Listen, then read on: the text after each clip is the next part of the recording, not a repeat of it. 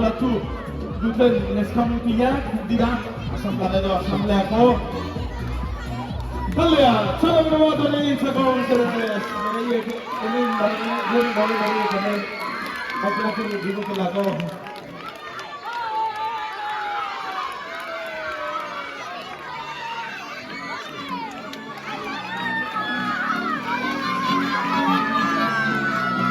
Eta zuki guztiekin, Umen Kontseilua, txalaroa!